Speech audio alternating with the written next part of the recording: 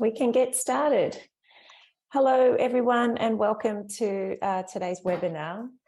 Before I start, I just want to mention some housekeeping items.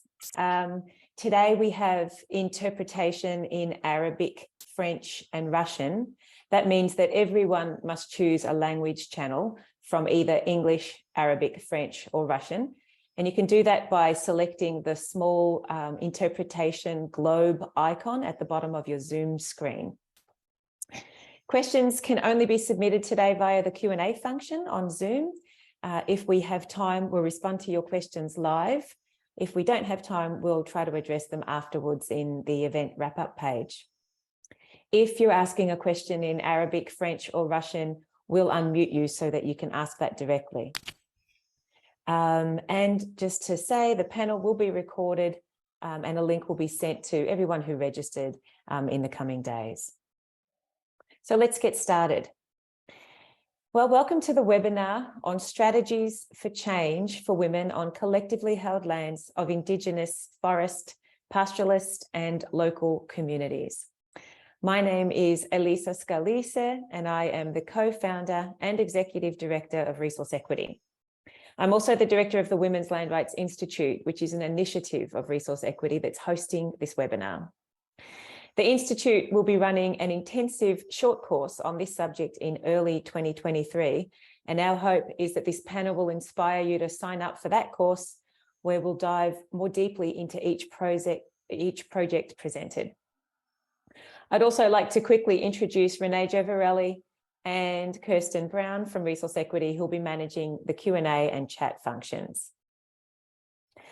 Our esteemed panelists today are Elizabeth Daly from Makoro, Narangarel Yasanja from People-Centered Conservation in Mongolia, Eileen Wakishu from Namati, and Philippine Sutz from the International Institute for Environment and Development.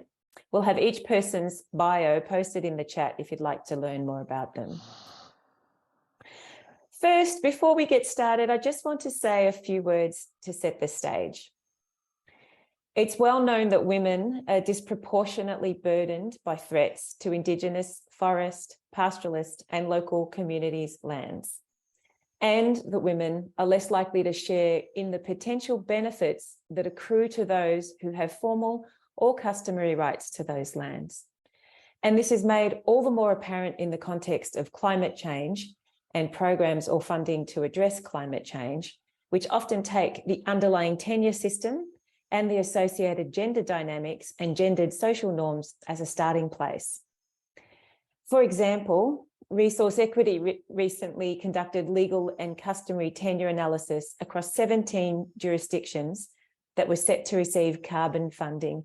And in all but one or two, we found that the land tenure system created a barrier to gender equity from carbon funding. What do I mean by that? I mean that the benefits from carbon funding were designed to link to those who had rights to land, and women overwhelmingly didn't have rights to land and were thus not likely to benefit from the carbon funding to the same extent as similarly situated men.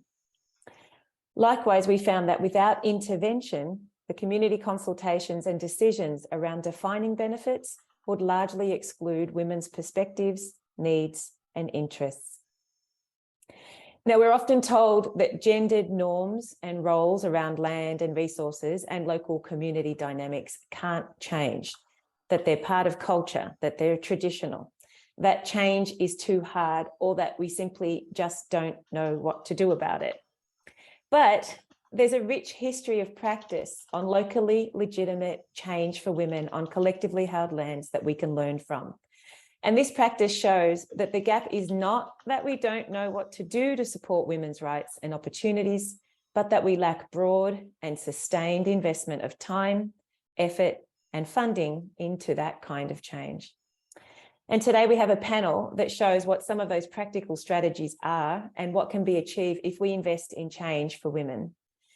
In our research on gender and collective lands and a pilot approach that we ran, we've learned that there are some basic features of projects that will ensure that women benefit, and many of these will be echoed, I'm sure, by our panelists today. We know that projects are more likely to work for women if they start with a strong action-oriented gender analysis of the land and resource tenure system, and that analysis informs design and budget allocation. We know that projects are much more likely to work for women if they ensure that there's legal and customary legitimacy for women's rights to land and resources, and for women's role in setting the agenda and meaningfully participating in governance of those lands. And we know that projects are more likely to work for women if they invest in support for women as individuals, women in groups, women in their families with their husbands, parents, and children. And we know that projects are more likely to work for women if they engage with men, with local leadership, and with the whole community around changing harmful social norms and practices that are clear barriers to positive change for women. Each panelist is going to share some of the strategies that they tested, what they learned worked, and why. The hope is that with this panel, you'll see that change for Indigenous, pastoralist, forest, and local community women is not a mystery, and that it is possible. So let's get started. I'm going to start with you, Liz. Liz, how did you go about building allies when establishing the project that you worked on as it was developing? And how critical was that to your success? Oh, thanks, Elisa. Hello, everyone. It's a pleasure to be here today. I'll perhaps just introduce our project briefly before specifically answering your question. So I'm Elizabeth Daly from Macquarie, and I'm team leader of the WALTS project. WALTS stands for Women's Land Tenure Security, and we started about 7 years ago working in Mongolia and Tanzania. So a high-level goal has been to improve gender equity in land governance at the community level, helping it to become more participatory and more inclusive of all members of the community.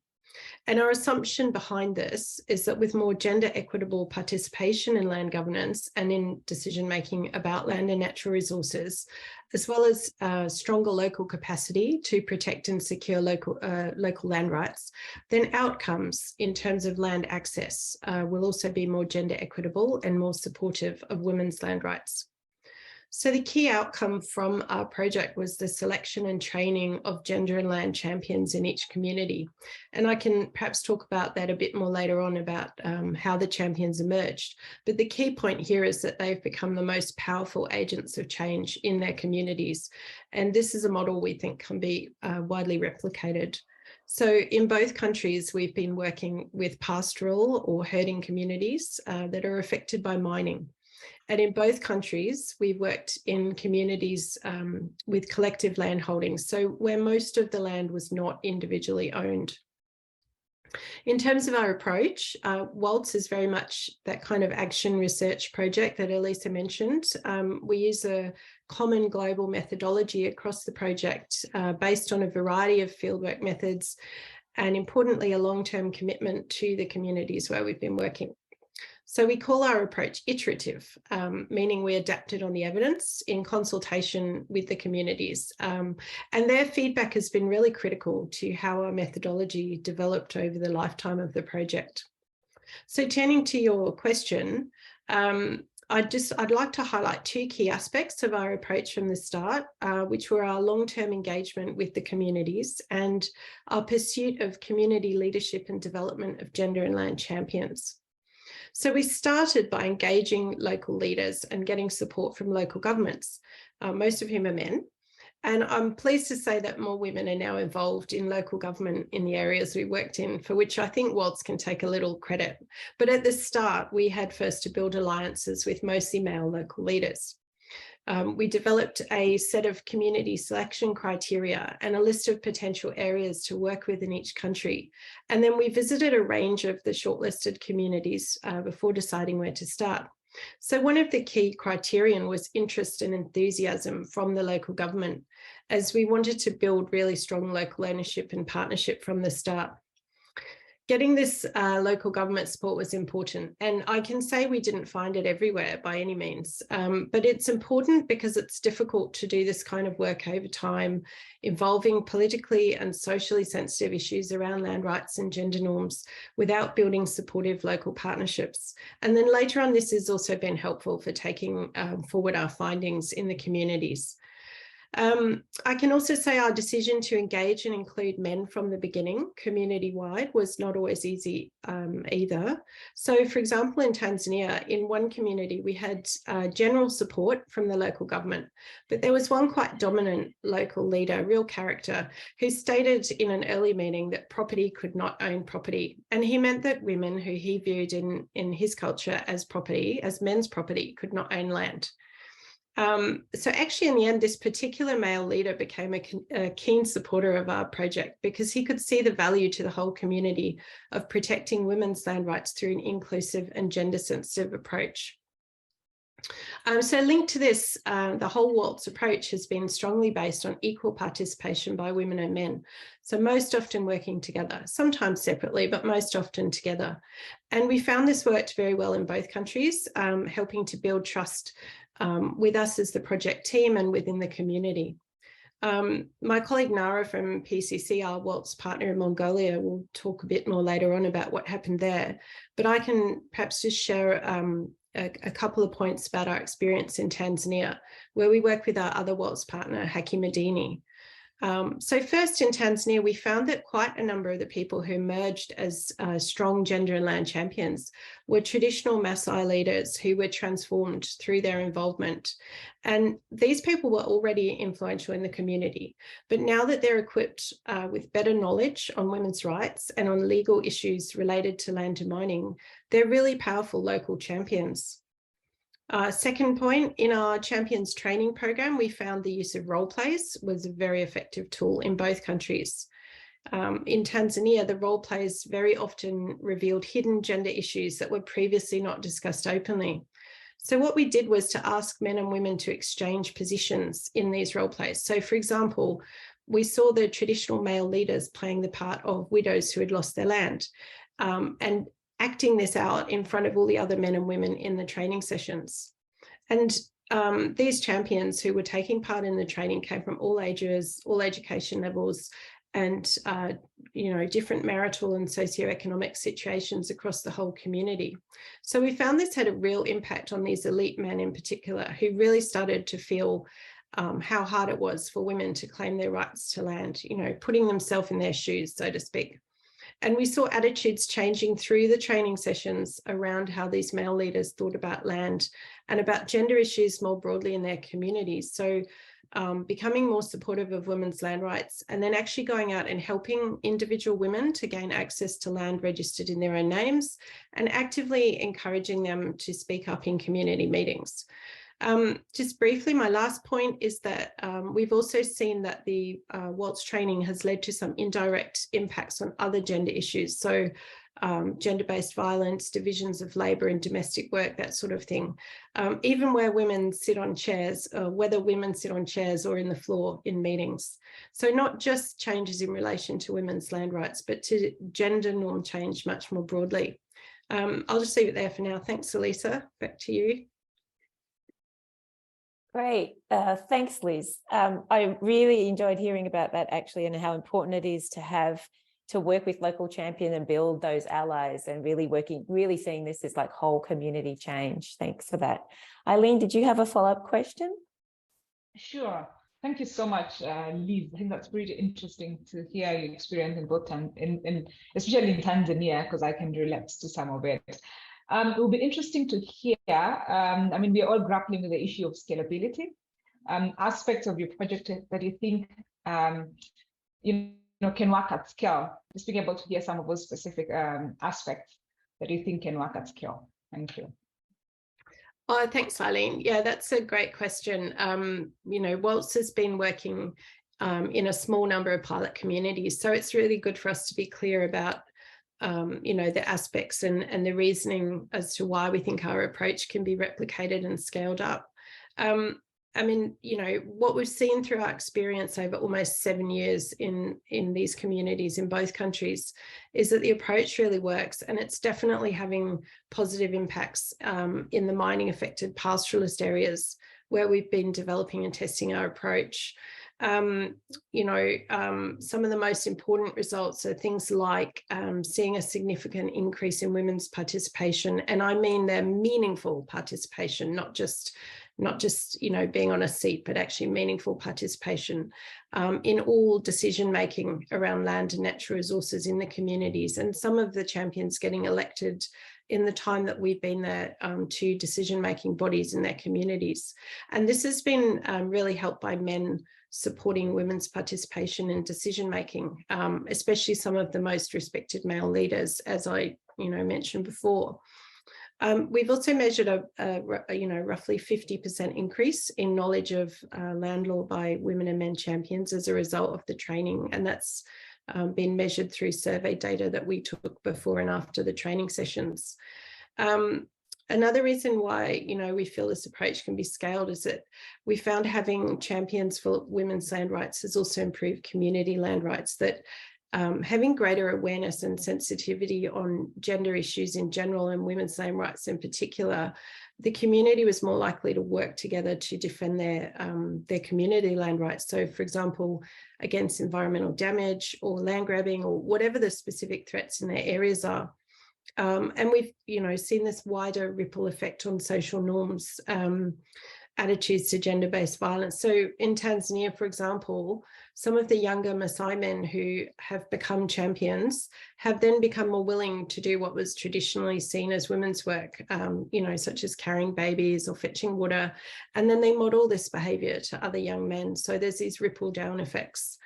So we do think it can be applied in other contexts. And I think what's really important to underscore there is that, so because we've been in two different countries, and in both of them it's been pastoralist mining affected communities, but culturally the contexts are very different. And so we've tailored the approach in each setting, but we've gone from this broad global methodology that we've worked to have, across the team as a whole. And I think that's what makes us, feel really quite assured that our approach can be replicated beyond that into other contexts and countries as well.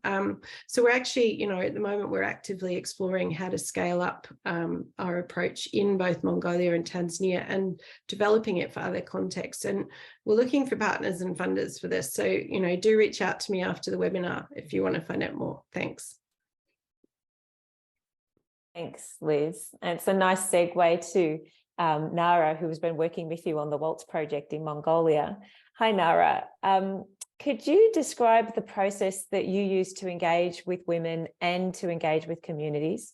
And did you learn anything new or surprising through this engagement? Yeah, thank you, Liz. Hello, everyone. It's my pleasure to be here to share my experiences and my stories. And it's not only my story, it's the whole Mongolian story behind the project. So I am Narangiril Yansenjo, work for PCC in Mongolia. Just before answering your question, Lisa, can I actually give a very short profile information about Mongolia in specifically in land and gender? It's only a few words. Mongolia is a pastoralist country. Maybe you have heard about the country. It's a vast open grassland. And some people call it a huge but less populated landscape. The herding in rural area is a very traditional and is still very important way of living in the area for the herders. But lately, due to mining industry development, it's becoming a big issue in there. So opening up a new mining site needs land, which herders have been using to graze their livestock for centuries, generation to generation. But the mining destroys the land and raises lots of health issues for people living in the mining site. And also one more thing I just want to raise here is position of women, gender issues, plus whole gender dynamics in Mongolia a bit different than other countries. And these aspects are pinned down by the project Waltz. So having said that, answering your question, many women left rural area, meaning left herding. There are no more herders, most of them, and they got better education and they got better professional jobs. If you happen to see Mongolian family somewhere in Mongolia or somewhere in the world, you can see probably their daughters are more educated and they got professional jobs. So PCC worked with this herder men and women And we are doing participatory community development work for many years, more than 15, 16 years now. And it's our main expertise area. But Mongolia is undergoing lots of social change due to different government policies. For example, quite recently in 2012, if I'm not mistaken, it became compulsory for all children over 6 to be at school. In the past, those 6-year school children, they play around in open grassland, helping their mother and father household chores, even herding. But now they have to travel to village center, which is 100 kilometers, sometimes 200 kilometers, sometimes 300 kilometers from their place. So that's why they have to travel with the mother. So mother and kid go to the village center during the school season, which is 9 to 10 months. But during this time, father stays in the middle of nowhere in a grassland, open waste grassland, and they do graze their livestock, feed them, also feed himself, doing household chores, cleaning and everything. But mothers in a village center with their kids, sometimes they get job and they do marketing raw materials from their livestock. So to reach out everyone in our project, we have to keep going back to different times. Sometimes we go to village center to meet the group meetings. Sometimes we have to go to the rural areas to talk to these lonely men in living by themselves. Just want to give you one example. I think it was 2019. We went to a very remote area. It was in December, and we were planning to have a community validation meeting to say our results, etc. And then we had to go to the remote area. Basically, in the wintertime, nobody go there. So we went there, and then we stayed in the small yurt, traditional yurt. And then we wake up, and then we're trying to find the water, but we couldn't find the water. We found the water completely frozen, and we couldn't actually make our wash our hands and faces before the meeting. So, and then we checked the weather outside. It was -43. So it was hard, but we really liked meeting the community people there, because usually wintertime nobody goes there because it's too cold, like it's difficult to survive. But we go there, and we were very happy because we made them happy, because they really keen to see somebody this time of year. So another group of vulnerable people we learned was from our project was unmarried men in their 30s. And they are low educated, and they struggle to get wives. But they live with their elderly widowed mothers in the countryside, grazing their animals. But this vulnerable group of people often excluded from the decision-making process, specifically on a land management planning, pasture management planning. So we really tried hard to include them to be part of the community in the decision-making process in the community level and also village level. So actually, one thing we learned in Mongolia with WALTS is gender issues is very complex. When this project started in Tanzania, in Mongolia, including myself and my team in Mongolia, we thought that we don't have any problem in Mongolia because people, the women are educated. But we found, very complex gender issues in here, It's not just the men on one side is winners and the women on the other side losers in terms of the land right context. So that makes our approach to be inclusive of the whole community and working with the men and women more effectively. Yeah, thank you. I hope I answered your question. Yeah, that's great. It's really, actually, you make a really important point about understanding that even within these groups, these broad categories that we use, women and men, within those groups, there's different experiences of vulnerability that can be determined by many different factors, and that starting out with that analysis and understanding will help if that informs your design, then you're much likely to be able to get to those things. So thank you for making a really good point there, Nara. Thank you. And Philippine, I think you had a follow-up for Nara. Thanks, Elisa. Nara, I was wondering, Liz mentioned earlier that, the approach was iterative. So I was wondering if you had to change the project design or the project assumptions as you were delivering the project. Yeah, thank you, Philippine. Nice to see you here. I think last time we met in 2019 in USA, yeah? We did, yeah, at the Yes, World Fair. yeah. Yes, indeed. Yeah, happy to see you in here. Likewise. Yeah, thank you. Thank you for the question also. As we mentioned before, WALT is a global project. And so we have collaborated throughout with Makoro and with Hakamadini in Tanzania. And we followed some common approaches in methodology, but they were all tailored in the national and local context. As we also mentioned earlier, the overall approach in both countries was centered on testing and working with the communities to see how it works. So in one sense, we didn't have any completely written plan at the start.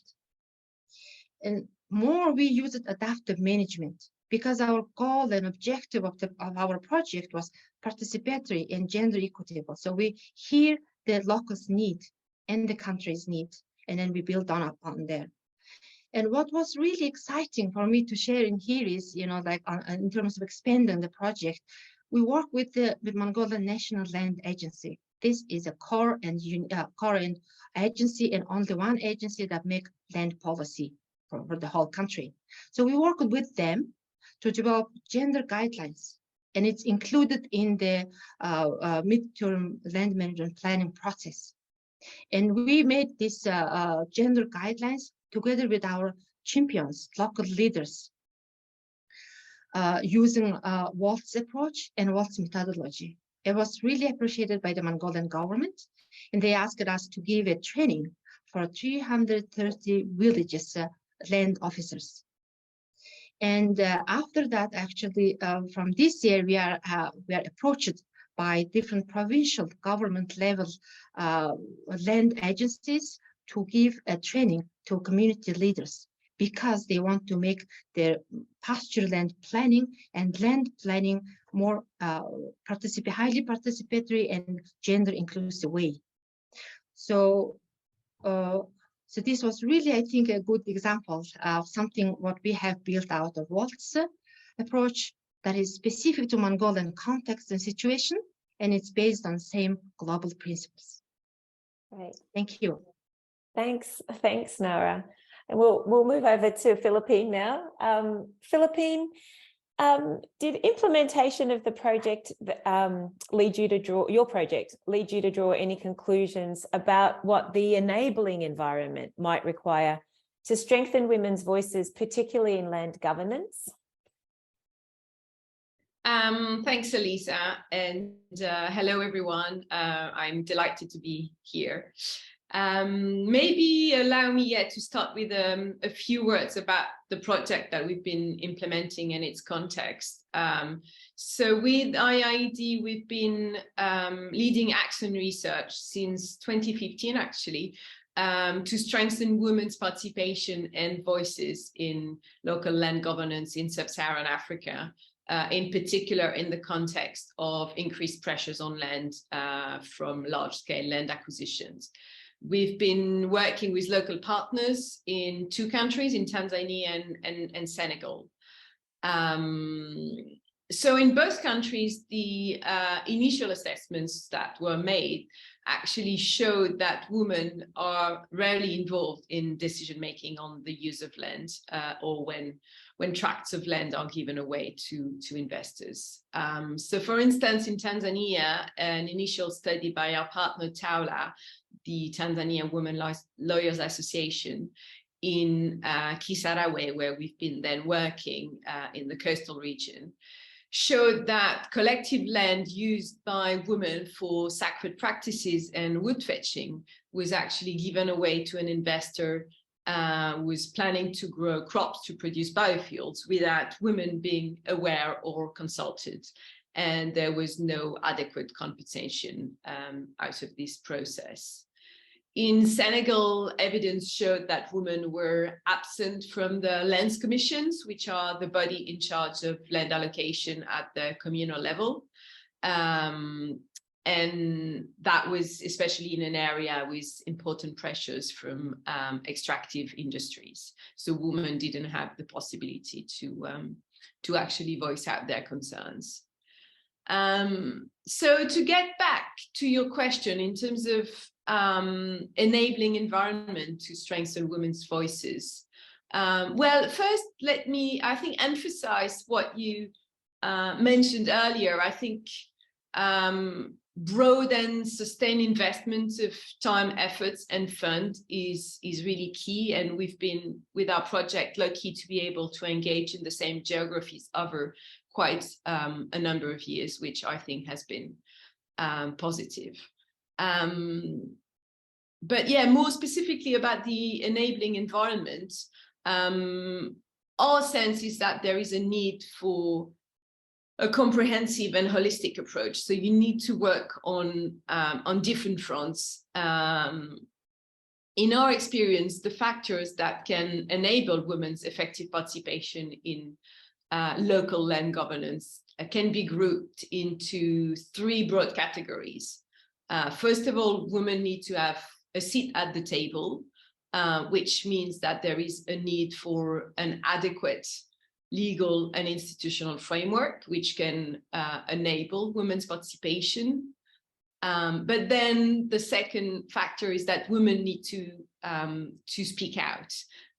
They need to effectively participate, meaning that they need to have the confidence to speak out and also to know their rights. And finally, the third factor is the need for a receptive audience or a supportive local environment.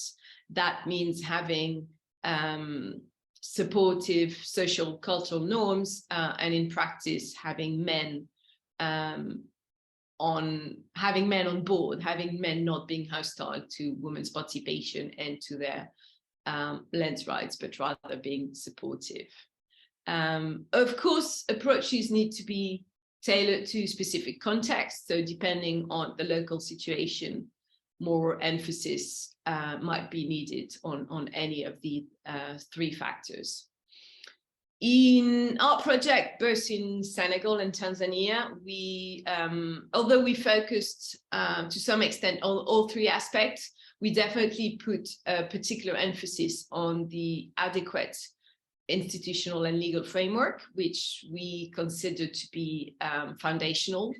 My sense is that the other two factors, sorry, I've got something beeping. I don't know if you can hear it. I'm just going to pause 1 second. Very sorry about this.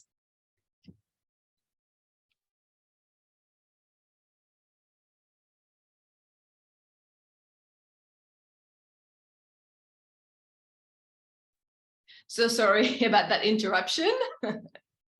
That's the downside of being working from home. So I was mentioning the fact that we focused on the adequate institutional and legal framework, which is foundational, but the fact that the other two factors actually, I think, will have little impact without this foundational legal and institutional framework. So what do I mean by adequate legal and institutional framework? Well, first of all, that means having local participatory and inclusive institution. So that means having institutions where all community members are able to express themselves and to air out their concerns and opinions. We found that what do I mean by local?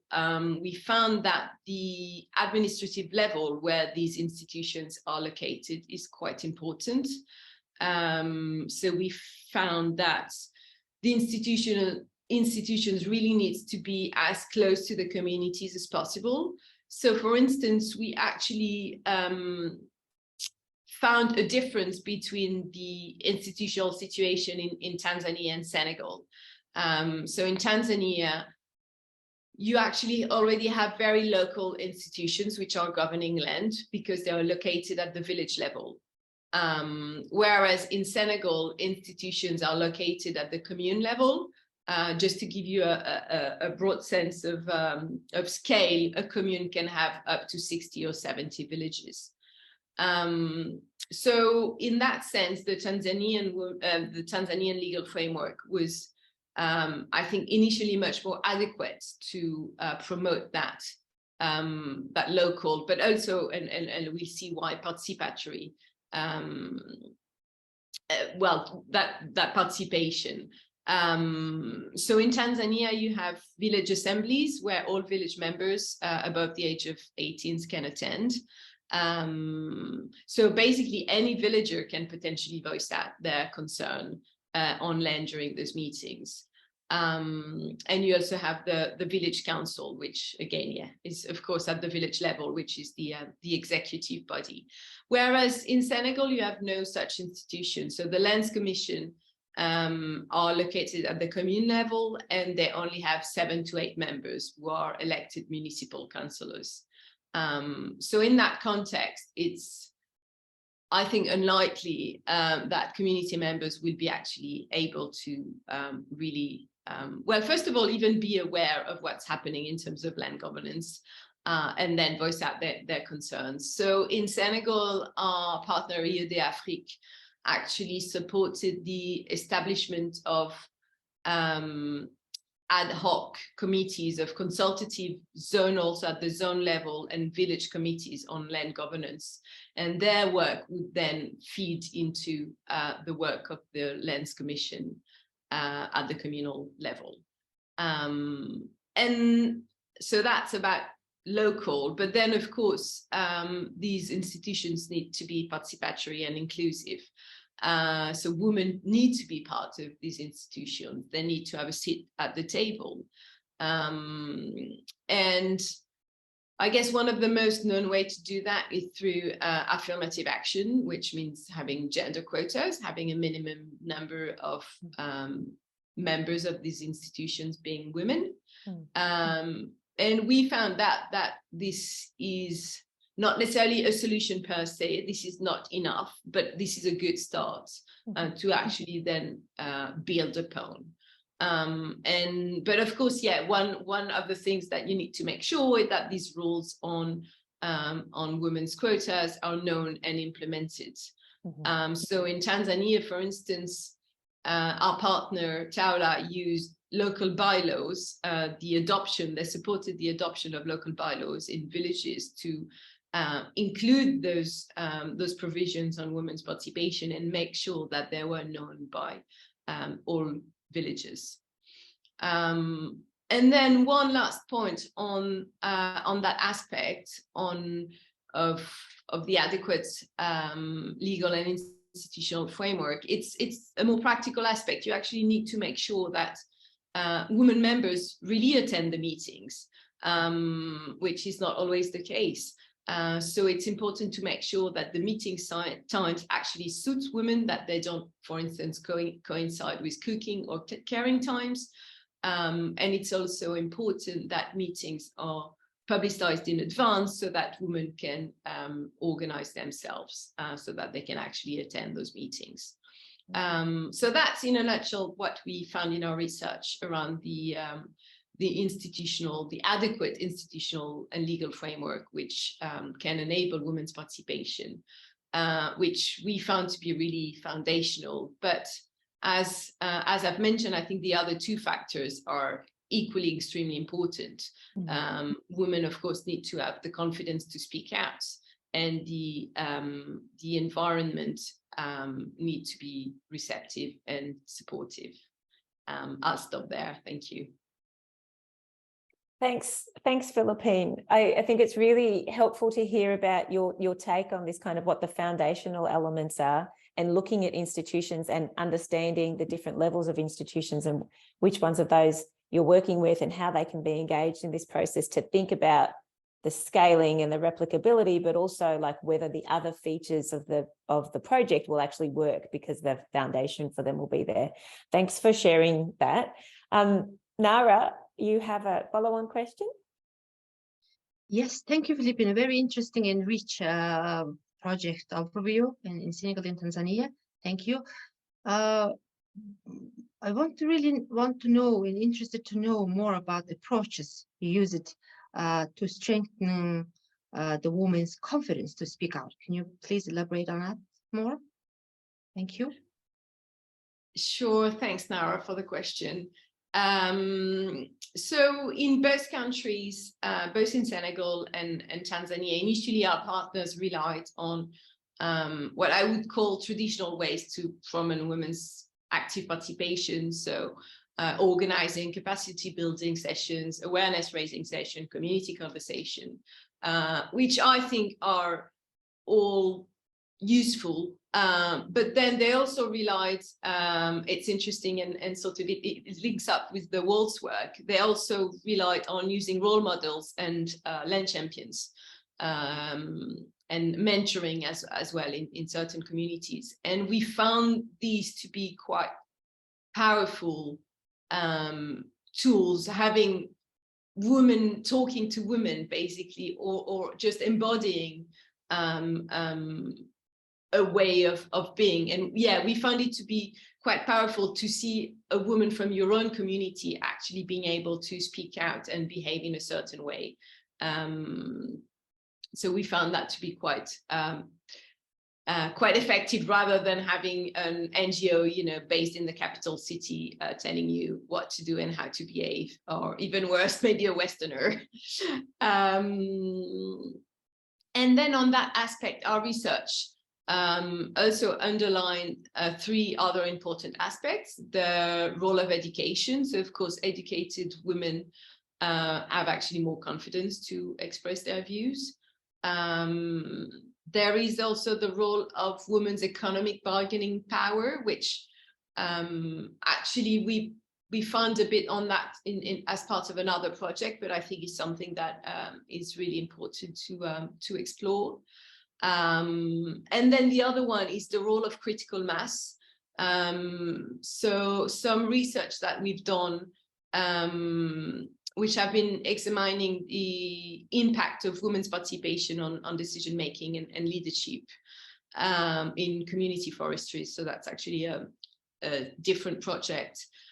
Showed that the most important factor in women's voices being heard is their ability to create a critical mass at meetings. So in order to have a positive impact on gender outcomes, this critical number translates into at least 25 to 50% of women participating, with 50% participation increasing really the likelihood of women taking on leadership roles.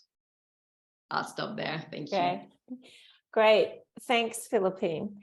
So we'll move over to Eileen now. Eileen, hopefully you can tell us a little bit about your project with Namati in Kenya, and also focus in again on this question of engagement and what processes you were using to engage with the community and with women, and kind of how that all worked out for you. Thank you very much, Elisa, and hi, everyone.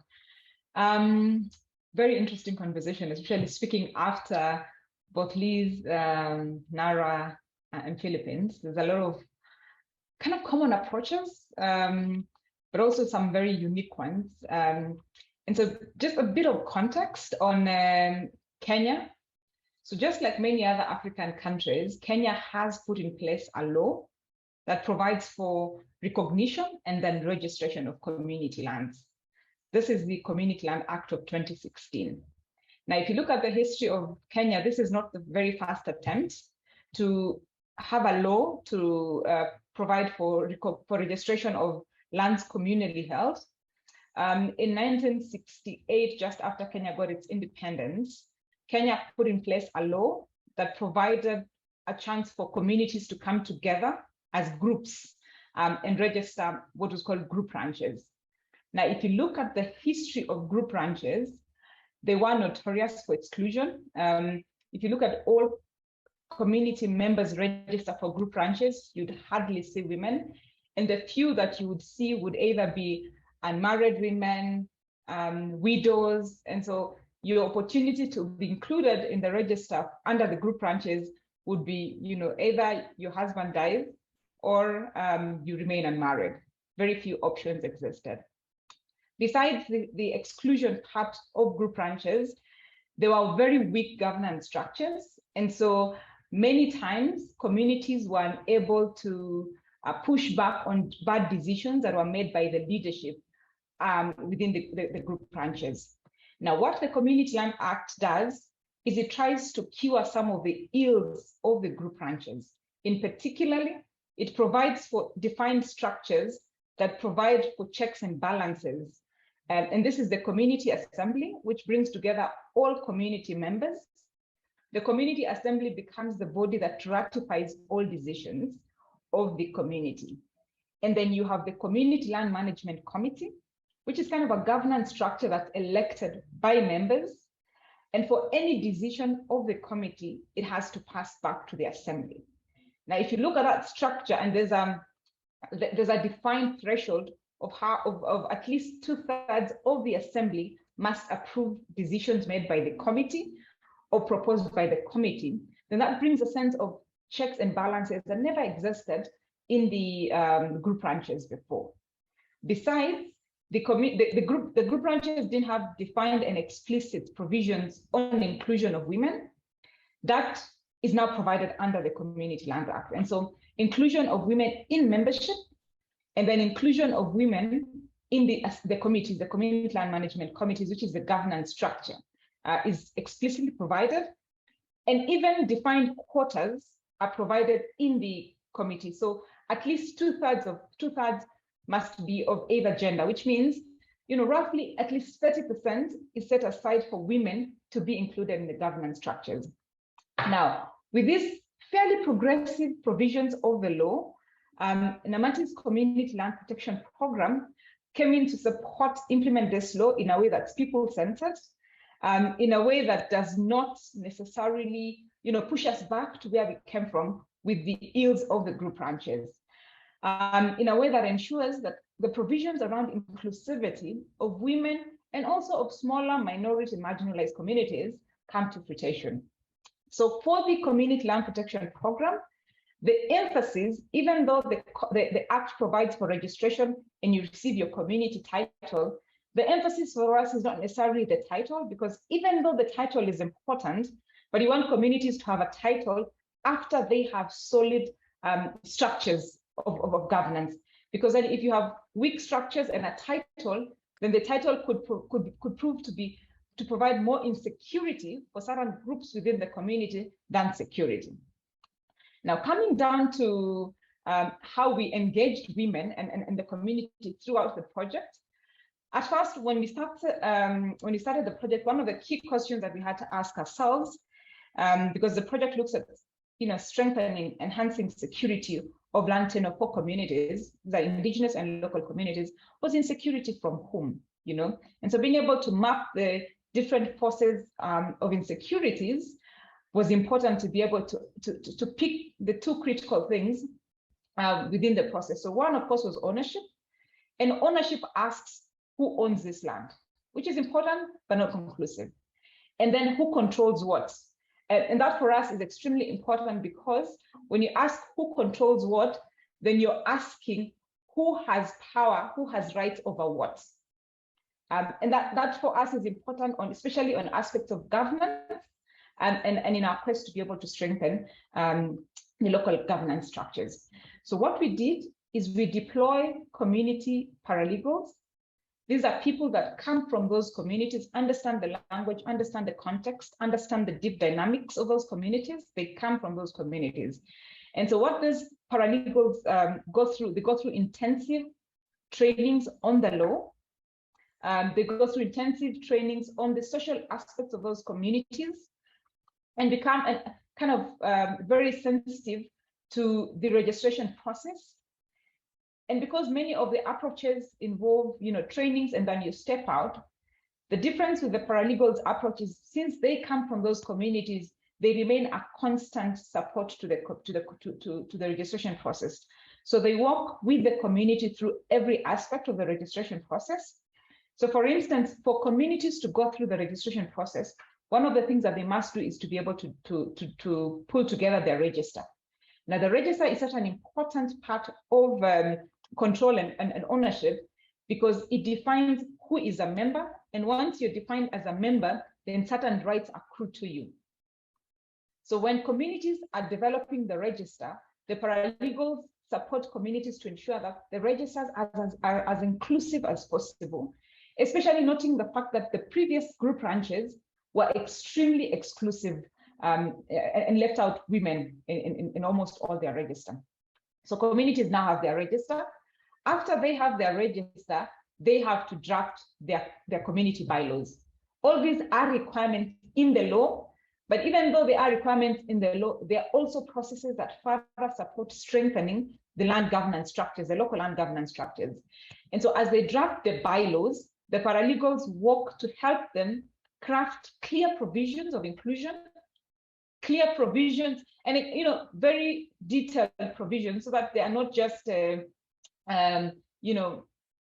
not very clear provisions. So they support them to be able to draft very clear provisions, and these provisions are adopted by the whole assembly. And so contrary to many other laws or the formal law that's distant, these are laws that communities themselves draft and agree. And so for them, they're pretty close to them. They're laws that they have agreed that this is what we want to use to govern our land. And so you have an inclusive register, you have a progressive bylaws that communities understand, embrace, and adopt. And then after that, the communities need to elect the community land management committees.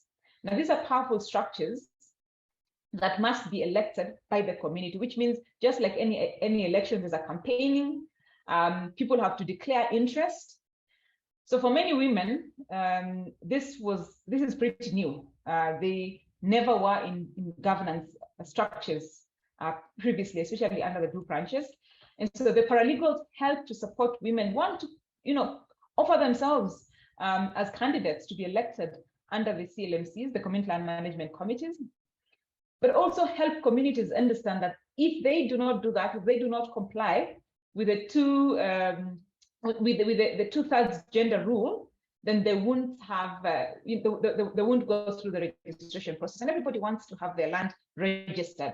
So you have an inclusive register, you have the progressive community bylaws, you have an inclusive leadership structure, which is the community land management committees. The presence of the paralegals from those communities is such a powerful tool to be able to guide communities and help them maneuver through the difficult and sometimes bureaucratic processes of the registration process.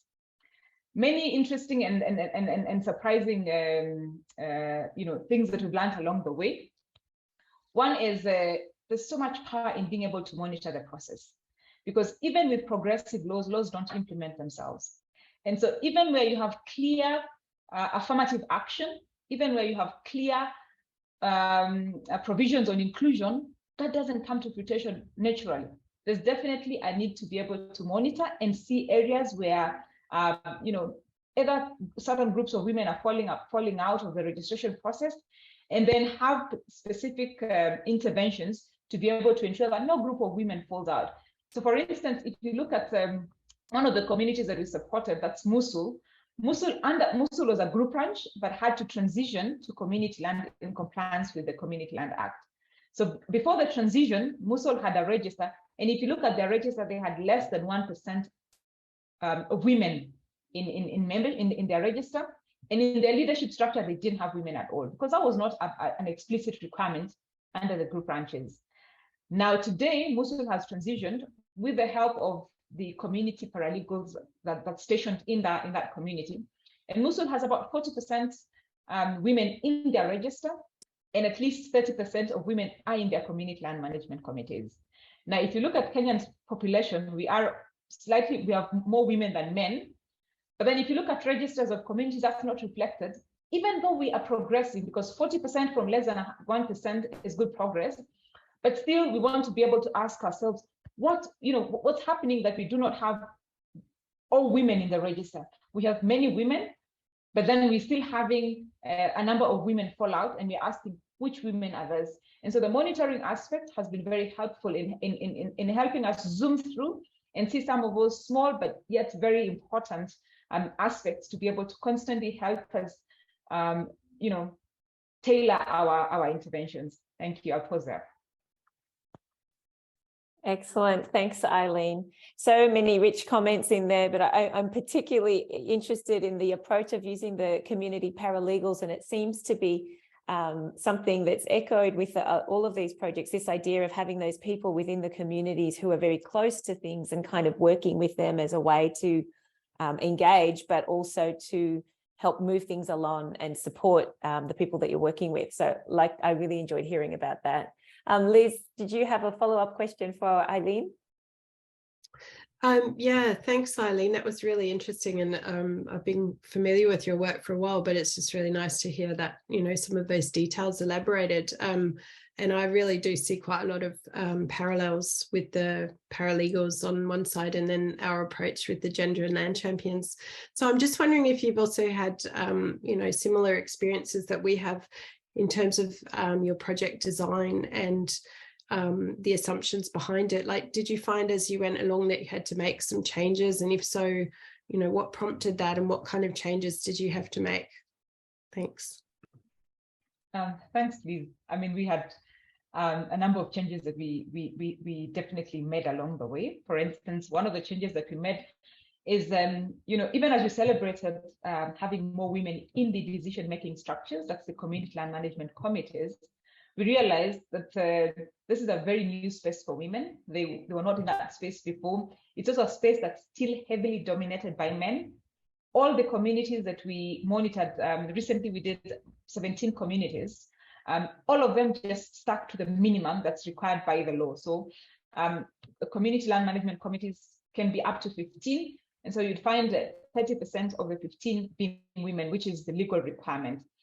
And so you have still few women. Most of them have never been in such decision-making structures before. And so to ensure that women don't just participate or attend the meetings of the community land management committees and maybe just offer prayers during the meetings or serve tea, those need to have a deliberate process to support them really, own up their role as leaders. And so one of the new interventions that we've injected in the program is have women leadership bootcamps, which bring together women leaders from the community land management committees across the different communities. So the women leadership bootcamps are a safe space for women to be able to come together, share some of their challenges, but together figure out how best to be able to swim into this unfamiliar territory and to influence their decisions on key land governance processes that help to ensure inclusivity for women, but also for other minority groups. The other thing that we've done is be deliberate about running in-depth studies.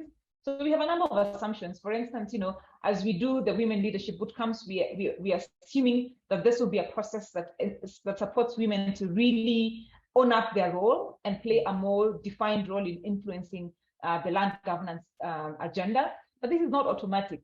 So part of the in-depth study is going to allow us to be able to follow through the women leaders that have gone through, that have participated in the women leadership bootcamp, see some of the decisions that they're pushing for within their community, and maybe those that they manage to influence and realize at the end of the day. So we'll be able to really follow through defined women leaders and see the changes that happen. And as a result of their participation, as a result of the women leadership bootcamp. And some of these things that, even the softer skills, just how women present themselves in the CLMCs, in the community land management committees, how they're able to mobilize other women, and so on and so forth. And then the last one is, organizations like Namati and many others will not be there forever. So we want to be able to build such a strong movement of communities themselves. And so we're supporting Midwife, the biggest association of community land owners, through their community land management committees. So we're pulling together the community land management committees and supporting them to register an association that becomes the voice of indigenous and local communities, on all issues that affect them. Thank you. Oh, great. It's been wonderful to hear from all of our panelists today. I'm going to open the floor to if there are any questions from people, for people who have attended. Feel free to ask a question using the Q&A app, the Q&A button now. While we're waiting for those questions to come in, I have a question for all of you. And I think you've all touched on this a little bit, but I'd like to hear, a little bit more on it. One of the things that, we've kind of talked about and that we hear a lot is this kind of difference between participation or having a seat, as Philippine was calling it, this idea of the difference between participating and kind of moving all the way through to women actually having an equal opportunity to set the agenda on the decisions that are being made that impact them. And I'm wondering if any of you would like to kind of just share a little bit more on the strategies that you employed to help support that, that process as you move away from not just participating, but kind of having that role in setting the agenda, and for women to be able to craft the discussion around land and natural resources in a way that they have influence over the decisions that really have an impact on their daily lives. Does anyone want to try and answer that one for me?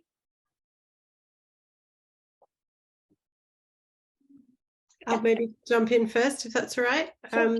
Yeah, that's a really great question, actually, and something we, grappled with a lot throughout Waltz. And I think Philippine was sharing in Tanzania, about the structures that are in place, and there's certain legal requirements that a certain number of women have to take part in local structures.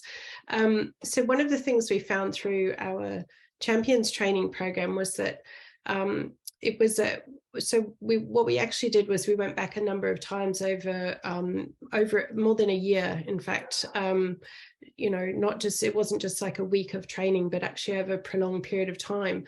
And what we tried to do in the training was actually bring this sort of group together who were all going through this at the same time. And so we paid attention to kind of team building with the champions as a group, so that the men and women champions would be getting to know each other in that space, and then going out into those community structures and already having those slightly more personal relationships that they could then be supportive of each other in actually making sure that was meaningful participation. So where you would have women champions on some of those local official committees, and then you'd also have a men champion there, we would find that, so especially in Tanzania, it would be our men champions who would, kind of nudge their friends who they'd been doing this champions training with, and say, come on, contribute to the meeting and speak up and things like that. So it was almost like we sort of developed this, tried to develop this kind of spirit of camaraderie that would be like peer support. And then I didn't sort of say earlier, but the next stage that we had gone through was that we reran the training with a whole new group of champions that the first cohort were the mentors to. So then we have, somebody mentioned earlier about critical mass as well. And so we get to that point where there's that critical mass of a group of people who've all gone through the same process. They all know each other. Things like those role plays that I talked about, the laughter that came out of that, and the bonding, and the kind of shared feeling of, we're all in this together to protect our community land, and we have to work together. And so that understanding then translates. It's not just that it stops when they walk out of the training session, but it actually carries over into those official structures and the official decision-making bodies. So that's just the feedback that we've had from some of the champions telling us about examples of that. So I think that maybe speaks to your question on that, Elisa, but it'd be good to hear what others say. Yeah, thanks, Liz. I see Eileen has her hand up, so Eileen wants to add to that. Yeah, so I think that's an interesting one, being able to differentiate, having women sit on the table and then progressively seeing them influence agendas, when they are on the table. So one of the interesting things that we've started to do is, because the whole community goes through the process of developing the bylaws, we've gone to be able to look at, and communities sit together and propose, some of the bylaws based on existing practices. So we're looking at which bylaws were proposed by women And so being able to sort of highlight those ones, but more importantly, look at what are some of the things that they care about. So for instance, in our community in Isiolo, one of the bylaws that was proposed by a woman involved checking of acacia trees. So acacia trees has pods mostly for goats. And so the stronger people check the pods, and so the goats can eat. But those that are unable to check the trees mean that the goats won't have the pods. So what the proposed law was that there's no shaking of the trees. So because goats are browsers, let every goat struggle to get up and get the pods. And so in that way, then we ensure aspects of equality for everyone. And so very small, but really particular laws. But just being able to zoom down and see which of these laws were proposed by women, then helps us see the level of participation and then the level of influence that women are having in shaping up the laws. And then beyond just them proposing, is seeing then which laws finally, so the light of the day, which ones were finally adopted as part of the bylaws that were proposed by women, has been an interesting process for us. Yeah, interesting. And I like that both of you have commented there that part of it is about having people see things, having men and women see things from each other's perspectives and kind of finding opportunities to be able to do that. It's a way of kind of opening up understanding, and that would lead to other things, right? A deeper understanding of the contributions and the value of the contributions of each of them to that whole process. That's really interesting answers. Thank you. Renee, do we have or did any of the other panelists want to answer that question? I see, Philippine, you have your hand raised. Sorry, go ahead.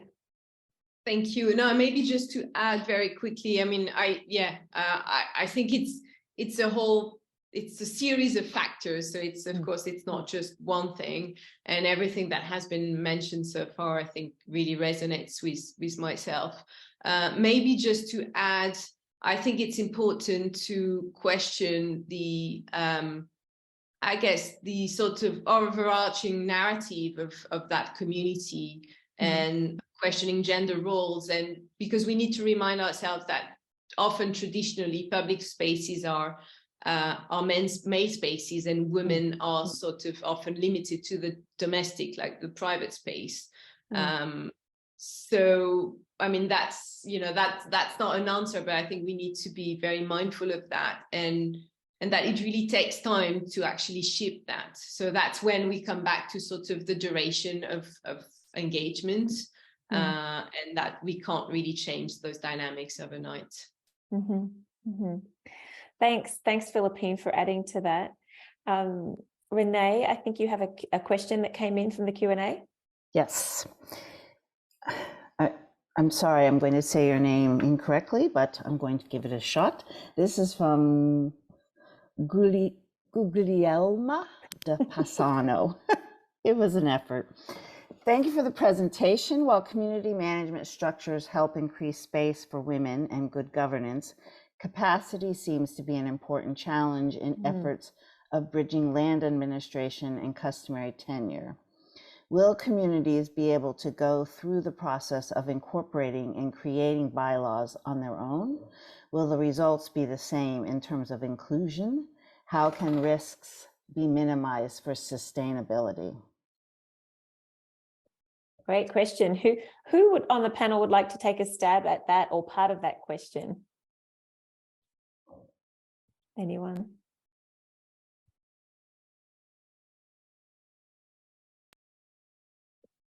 Gone quiet. Or maybe we can take, Eileen. Well, I mean, I could give it a shot. I mean, I think indeed capacity is a key ingredient in supporting communities. It's interesting that you ask whether communities will be able to incorporate such clear provisions around inclusion if they never had support. We found it difficult, especially because for most of the indigenous and pastoral communities that we support are really patriarchal in nature. And so the issue of inclusivity doesn't automatically come to their mind. However, with dialogue and conversations, progressively, there is kind of a shift of mindsets. I mean, it's not happening overnight. It's definitely a journey, but we're seeing progressively, as I think it's Liz who talks about champions. We're seeing progressively, men who were previously very skewed in their way of thinking around inclusivity, starting to appreciate the importance of it, starting to say that, we're not talking about any women, we're talking about our daughters at the end of the day, our sisters, and so on and so forth. So it's such a journey. It takes really time, doesn't happen overnight, but I think we pause and celebrate on those small wins that we get along the way. Great. Thanks, Eileen. I think Philippine, you wanted to add to that? Yeah, thanks, Elisa. I mean, to build on that, so IIED through Taula has been also supporting quite a lot of work around the adoption of gender-sensitive bylaws. I think there are parallels with the work that Mokoro has been doing, and of course, one of the questions that we've been asking ourselves is how to actually upscale that work, which I think resonates with the question. How are communities able to do that themselves? And I guess we hadn't gone that far, but for me, there is also like a middle ground, which is already a challenge, because so far I think this kind of initiatives always receive support from CSOs. And I think for me, the first next step is actually having local authorities being driving these processes, and which I think would really help the upscaling. So for me, one middle ground is making sure that these local authorities, so I'm thinking in Tanzania, district authorities, are actually able to lead these processes in an inclusive and participatory way on their own. So interestingly, our partners Taula have just developed a guide to support the adoption of gender-sensitive bylaws in Tanzania. So I think that's one step, but probably then trainings of these of local authorities would actually be needed as well. And I think it's interesting that one of the things you're both mentioning and what that question kind of gets to is this idea of kind of sustained investment. Whether it's by civil society or others, all the local authorities or whoever it is. And I think it's funny because we kind of shy away from that a little bit, because everyone, there's this feeling that like, oh, that means it's too much hand holding and communities need to be able to do these things by themselves and all of that. But when you think of the kinds of change that we're talking about here, I mean, and if you think of similar changes that we see, if we're not even looking in the land space, but looking in other sectors, yes, it involves some support and sustained attention, and it involves an investment. And I don't think we should shy away from that. And I think looking at anything that we're hoping to achieve something at scale, that's an investment. There's a huge investment that needs to go into that, and it's not a one-shot deal, and it does require change. But we're ultimately looking for a pretty massive social change in there. So I think it's normal to expect that there would be an investment in that. But it's a really good question to think about how you can sustain that kind of capacity development, and what some of the how you can ensure that those the inclusion aspects kind of continue through over time. Thanks for the respondents. Renee, is there another question in there? It might be our last one. Thank you. This is from Joan Otengo. I would wish to listen more on Mongolia's case. How is the project motivating more women to own land or participate in land governance? Do you want to take that, Nara? Yeah, thank you. I think it's quite related what I was going to say when Elisa asked her question. Yeah.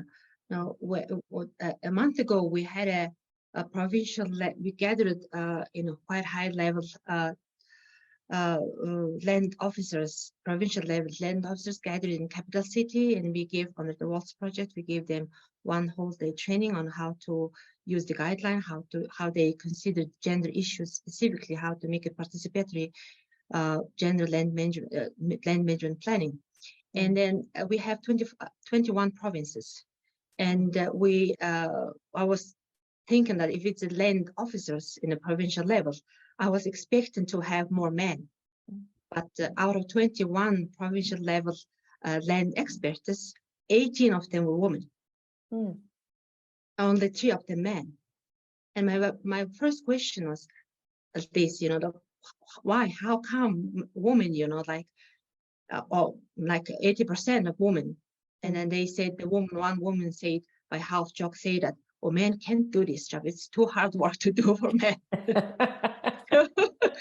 So, meaning, of course, the land issue is a big issue, specifically when we have lots of investments, specifically on mining issue, and lots of argument, lots of, bribing, etc., lots of things going on land these last 10 years.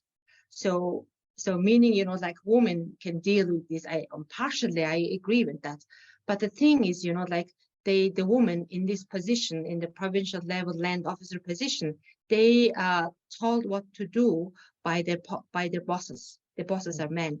But they raised the question to me that we really want to be in a decision-making process in a high level, like land policy makers.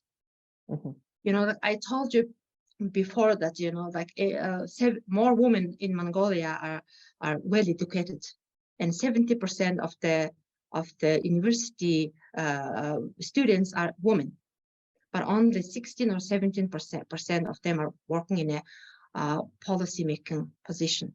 So they say in order to make the whole gender planning or gender policy, land policy in gender sensitive way, more women have to go up to make the policy with the men.